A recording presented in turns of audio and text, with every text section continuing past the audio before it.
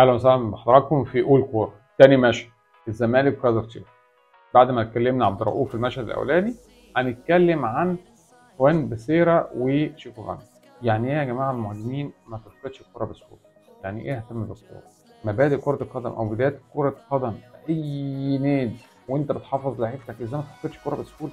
ازاي المهاجمين ما يفقدوش الكوره بسهوله عشان ما يضيعوش مجهود المدافعين بالكامل وخط النص؟ انا كمدافع وانا ببدا الهجمه من تحت مع خط النص عشان اوصل لك الكوره دي، ازاي انت تهتم بالكوره دي؟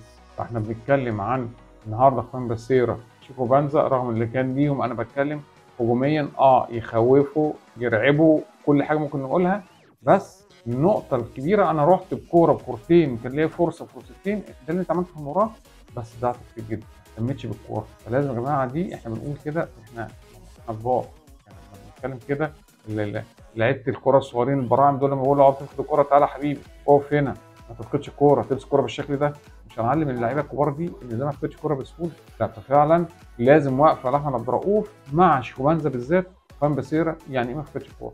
يعني ايه يلعب السهل؟ يعني ايه ما فيش كل حاجه ان انا بعتمد على سرعتي او مهارتي وان انا عايز اعدي وبتاع الكوره ممكن تخطف مني بلاقي واحد واثنين. لا، الحاجات دي اثرت على الزمالك النهارده كتير جدا. موضوع فقد الكوره دي وعدم الاهتمام بالكوره، لا، شيكوبانزا وبسيرا النهارده كان عليكم علامه الاستفهام.